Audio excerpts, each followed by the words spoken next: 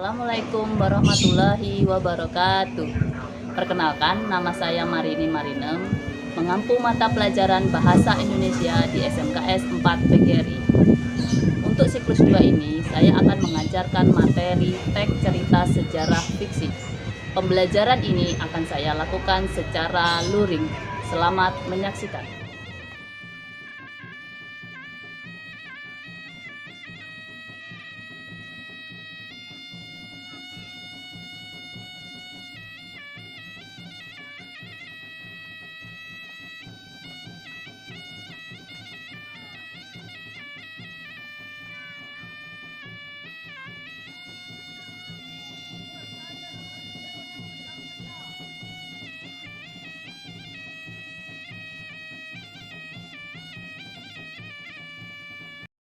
Siap, gerak. Maju depan, gerak.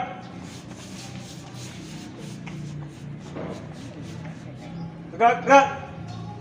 Masuk.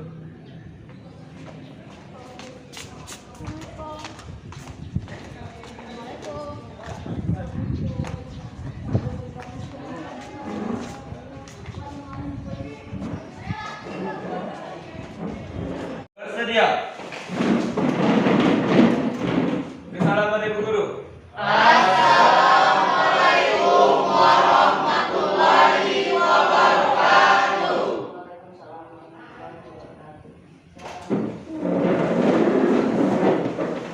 Apa kabarnya kalian, anak? Alhamdulillah. Oke, pembelajaran hari ini kita mulai dengan berdoa terlebih dulu. Silakan Aldo pimpin doa. Berdoa mulai. Bismillahirrahmanirrahim.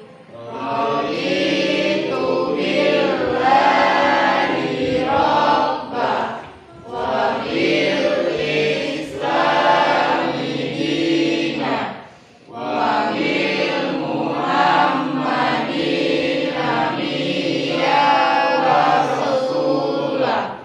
Rabbi zidni ilma warzuqni fahma. Amin ya rabbal alamin. Terima kasih Aldo. Ibu isi daftar hadirnya terlebih dahulu ya. Siapa yang tidak masuk hari ini? Beni sama Iwa, Bu. Apa alasan Beni? Izin, Bu. Kenapa Beni? Kakaknya nikah. Aduh Beni, berapa kali ini udah mau masuk. Iwan? Iwan sakit ya. Sakit? Ya, Bu. Sudah dijenguk belum? Belum, Bu. Tapi wali kelas sudah tahu ya. Sudah, Bu.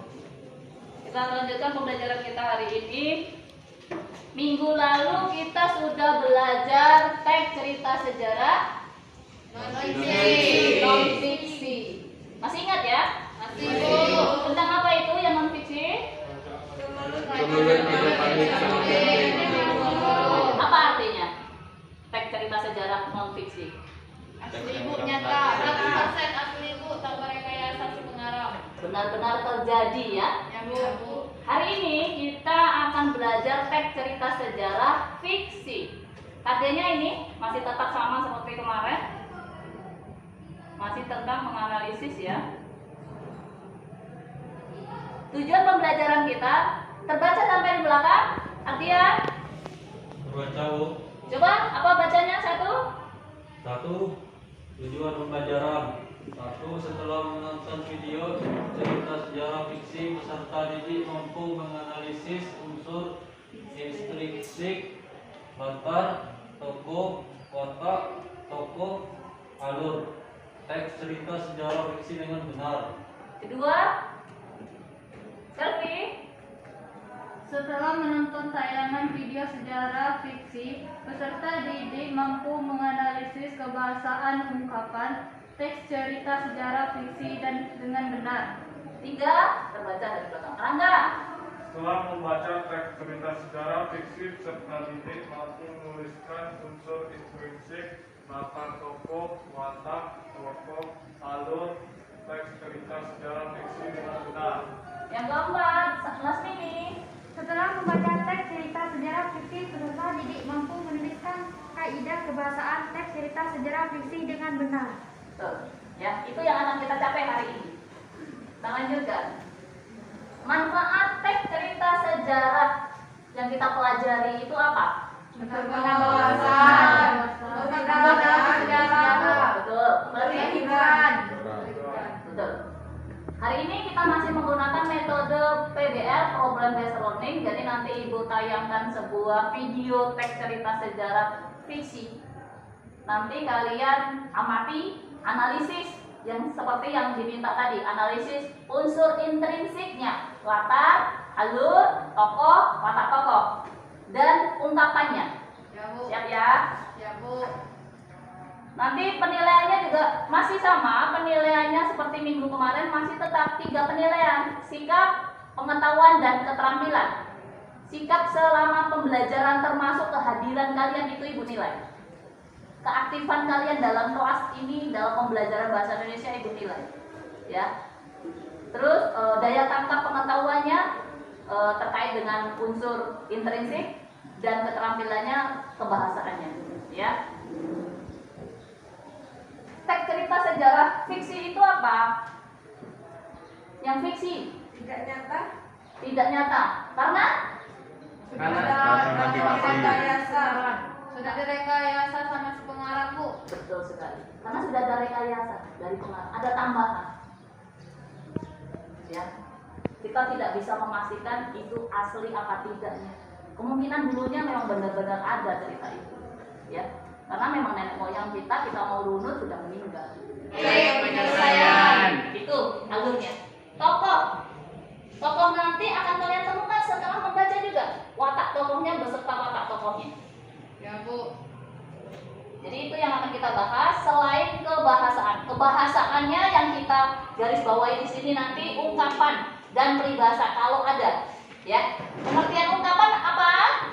Dua kata yang dapat digabungkan menjadi kalimat. Dua kata yang digabungkan menjadi dua kata gabungan dua kata Gabungan dari yang- dua kata yang menghasilkan makna baru. Ya betul deh ya, dilengkapi sama dia ya. Gabungan dua kata yang membentuk makna baru. Contohnya apa? Buah hati, Buah hati. Tangan panjang, Ya, kembang desa. Oke. Udah paham? Udah paham tentang itu ya? Ya Bu. Kalau peribahasa? Kalimat atau penggalan kalimat yang bersifat turun-temurun. Terus? Ada yang bisa melengkapi? Makin berisi semakin Merunduk. merunduk. Itu maksud kamu? No. Orang yang pintar itu semakin pintar itu dia tidak sombong seperti ilmu padi, semakin merunduk. Ada contoh lain? Besar pasak? Perhatian. Itu. Berarti itu ya yang akan kita pelajari hari ini. Kaidah kebahasaan tentang ungkapan dan peribahasa, unsur intrinsiknya, latar, alur, tokoh, dan watak tokoh. Ibu tampilkan video ini. Silakan kalian amati. Bernama Esi merasa sangat senang. Hatinya berbunga-bunga tatkala ia bertemu bekas pujaannya ke Sibu. Keduanya begitu saling mencintai. Terdengar sampai belakang? Bagi Esi Mengantuk. hanyalah tentang ia dan Sibu. Tapi nasib tak berpihak pada keduanya. Hubungan mereka tak direstui kedua orang tua. Keluarga Buyung dengan sepakat ingin menjodohkan putranya dengan seorang gadis dari desa Utara. Orang memanggilnya si Upik Leha. Si Upik Leha memiliki kecantikan yang melebihi kecantikan Esi. Buyung tak berdaya ketika keluarganya mengenalkan dirinya kepada si Upik. Dan diam-diam ternyata si Buyung mulai jatuh hati karena melihat kecantikan wanitanya. Betapa hancur hati si Esi menerima kenyataan itu. Ia harus merelakan laki-laki pujaannya berpaling benar. Hampir tiap hari Esi merapat diri mengenal kasih gadis yang hari ini hidup dengan si Buyung.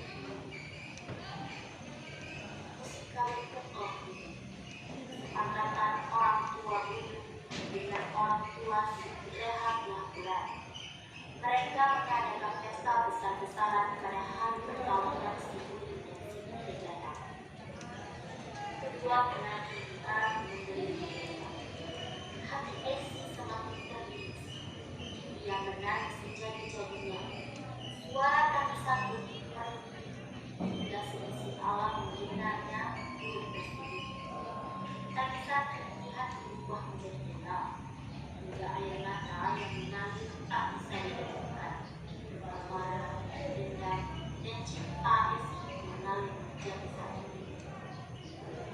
Mengalir bagi air laut, dan dalam hitungan detik seisi kampung sudah digenangi oleh air mata dan tangis.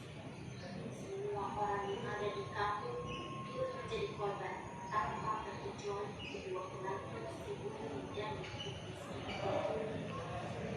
Air yang membanjiri desa berubah menjadi telaga. Telaga membesar dengan cepatnya hingga menjadi danau.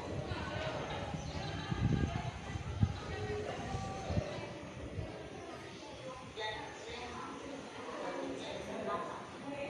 Dan terlihat Isi dengan pinggannya di atas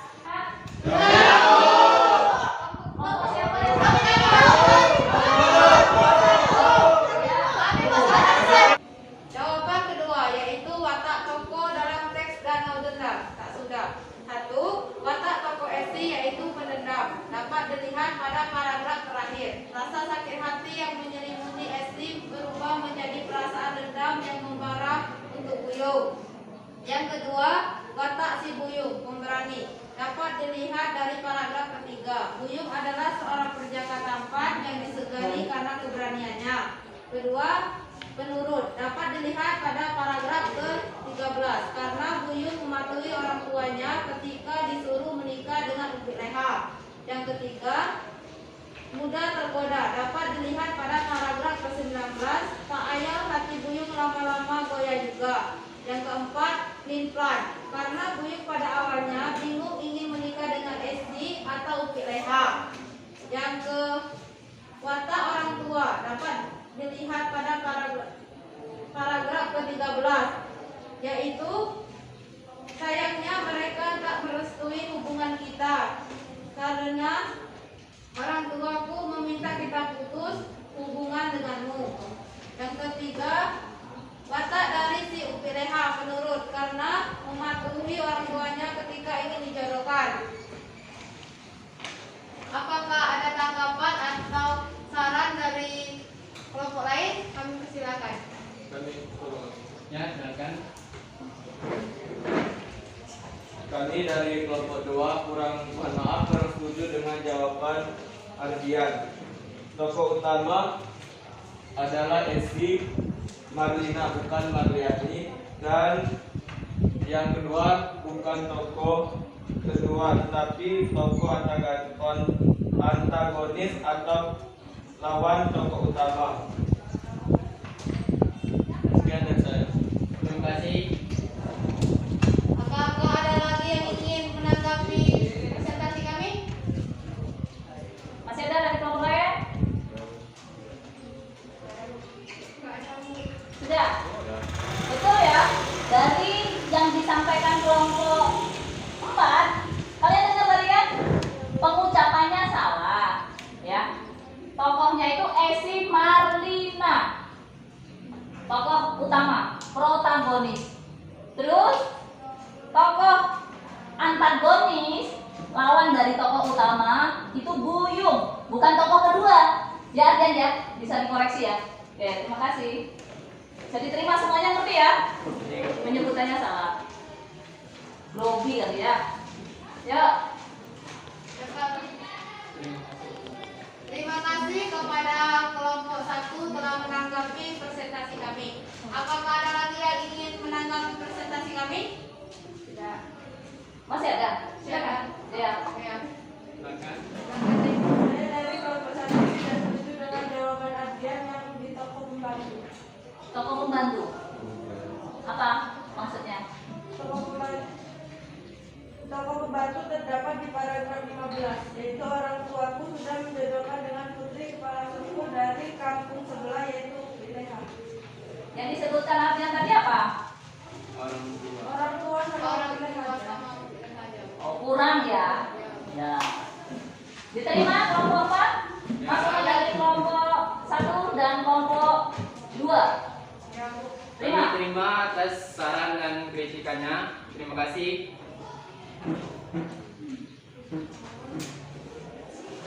Sekian, terima kasih. Itulah presentasi dari kelompok 4. Wassalamualaikum warahmatullahi wabarakatuh. Waalaikumsalam warahmatullahi wabarakatuh. Terima kasih kelompok 4. Kita beri aplaus. Masih ada kekurangan tapi mereka grogi katanya. Sebenarnya sudah paham. Paham ya kelompok 4? Paham sudah. Mengakhiri kegiatan kita pada hari ini kita mengucapkan alhamdulillahirobbilalamin. Sudah lancar kegiatan kita, selalu sehat, jaga kesehatan ya. Pakai masker, cuci tangan dan menjauhi kerumunan. Semangat belajarnya dan selalu sehat. Terima kasih. Wabillahi taufiq wal hidayah.